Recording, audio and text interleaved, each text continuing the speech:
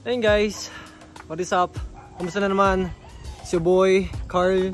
Simulan ko na tong video na to kasi totoo lang, may gusto lang akong ipakita sa inyo yung produkto na matagal ko na ginagamit. Honestly guys, dun sa pinakauna namin partnership, kung naalala nyo, nag-install tayo ng DDPi dual dashcam camera. Ayan, ito siya. So far naman sa siguro 3 to 4 months ko na siyang ginagamit. Okay na okay siya. Ang ganda ng placement guys, oh. Hindi na nga siya halata kapag nagdadive ka kasi naharangan siya ng review mirror. And yung sa likod, ayun, ayun ko lang makikita nyo. Ayun, ayun, yun. So yan. And may isa pa akong news ngayon. Ang news ngayon guys, may dumating pa. Ayan, isang Z50. So ito yung Z40 guys, ito yung Z40. Which is, yung box niya nasaan pa rin. So Z40, halos siguro naman parehas lang yung kanilang, oh hindi, may 4K na. So ito yung maganda, may 4K. Difference niya dito sa Z40 is yun nga, yung 4K resolution niya.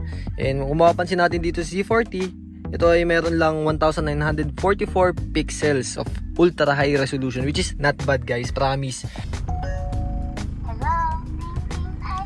Isa pala sa mga pinaka-favorite kong feature nitong DDPi Z40 is yung ayun, nag-automatic siya. So may sensor siya. Kapag nabangga ka, yung last 15 seconds, last 30 seconds ata nung clip na yun, bago ako mabangga, i-auto-save nila yun. May maririnig kayo na.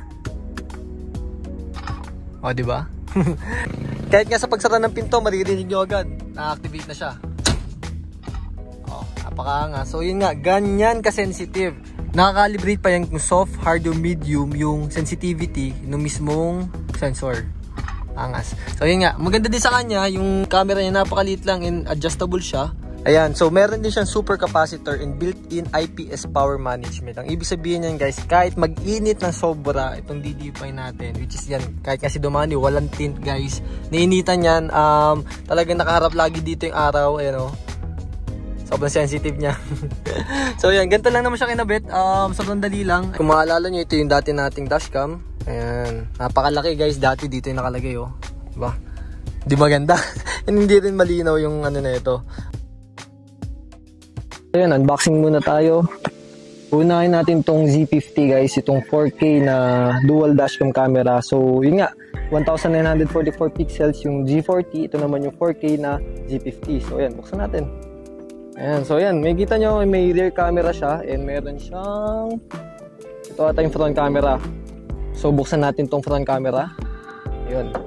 So okay, hindi naman siya nalalayo dun sa Z40 ano. So ito yung Z40, ito yung Z50. So, nakikita ko, napapansin ko, yung screen, halos same lang yung size. Mismong camera, same lang yung size.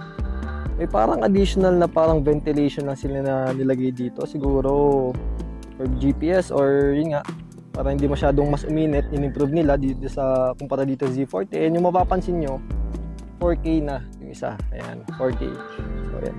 May mga manual, mga tunay na pogi, sabi nga ni Boss Ramon, nagbabasa ng manual, ano. May kasama siyang wire and pang-ayos ng clip, pantanggal ng panel. Ayan. So para hindi mabasag yung mga clip niya dyan. Ayan. Meron din siyang, ayan, yung sa lighter socket. Ito yung legit na guys, masasabi ko, you get what you pay for. And, oo, dashcam, kala nyo hindi yan importante, etc. Pero kapag sa orasan ng pangangailangan, alam niyo naman kung sino may mga hawak ng video ngayon, sila yung mas malalakas, sila yung may ebidensya. Ito yung rear camera niya. So hindi rin halos naiiba dun sa Z40. 1080p. Malinaw-linaw to. Okay. And ito yung gusto kong mabuksan. Okay. Okay na tayo sa Z50. Nakita na natin. Ang gusto ko is itong dashcam na feeling ko bagay na bagay nga sa akin kasi mola eh. Walang kilala si Totoy Mola, diba? Itong dashcam Mola. Mola ng mga dashcam. Ayan. May kasama nga pala siyang 32GB na DDPi. Ayan, branded DDPi micro SD card. Ayan. Malaking pinagkaiba nila. Boxing pa lang. Ay 1600 pixel high resolution. So mas mataas itong Z50 pala. Okay. Same lang din, may built-in capacitor. May GPS. May GPS din nga pala itong DDPi. And may application nga pala siya. So, check nyo yung application niya. I-install siya sa App Store. Yan, makikita nyo. Madaling-madali lang install. Magko-connect ka lang sa Wi-Fi na built-in lang din dito sa dashcam natin. Pangalan ano. Okay, kompleto na kompleto din. Same lang halos, may pantanggal ng clip. And ito. Ito yung GPS. Okay. Okay, parang ganito siya kapag ginabit. Tama ba ako? Okay. Okay. Yan. So, ganito na lang gagawin ko. Yung Z50 muna yung tetestingin natin ngayon. Since ito, may plano ko dito kung saan ko siya ilalagay. Ito, i-upgrade ko na lang. Yung Z40, lalagay doon sa isang Wigo namin. Kasi nga, importante na lang, hanggat maaari lahat ng kotse natin is merong dashcam. So, ito kay Ria. Bala kong ilagay yung mola kay Ria, syempre. Yan.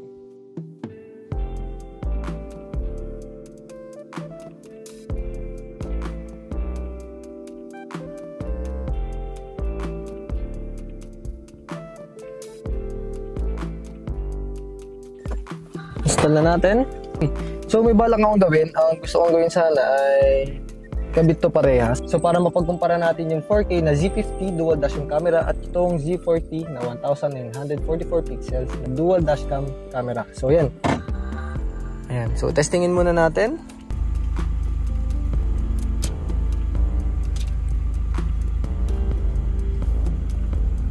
So kailangan natin siya i-align ngayon. Okay.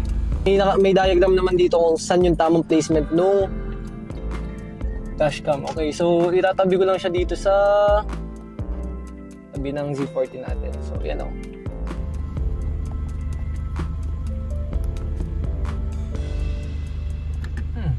Bago yun ah. Okay. Okay. Mas upgraded din yung yung parang software. Ito yung sa collision sensitivity, mid lang. Power of settings, recording. Audio recording off. Okay, may audio. Recording on. Brightness, volume, screen protector.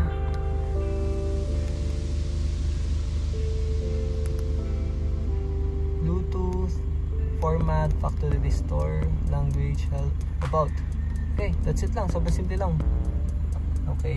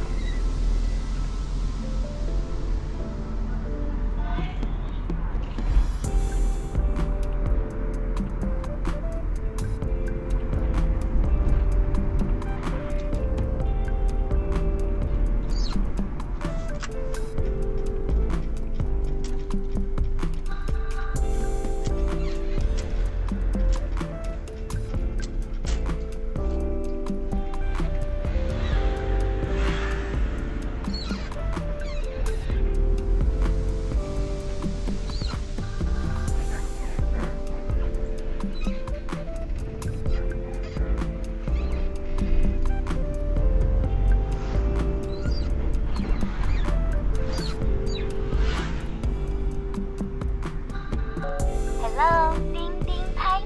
Start recording.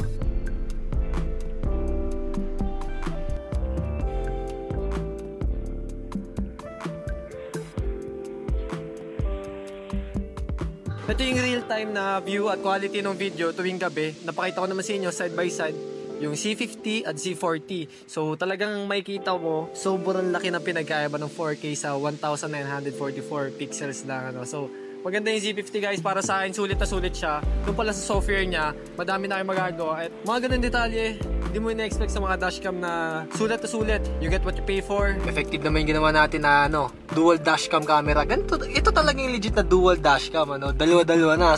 So yun, happy na happy ako. Ayun nag-ano ulit siya. So yan, dito ko na yung vlog guys kung kailangan nyo or sa mga gusto mag-avail ng DDPi guys, meron silang Shopee and Lazada. So yung link niya nasa description lang sa baba.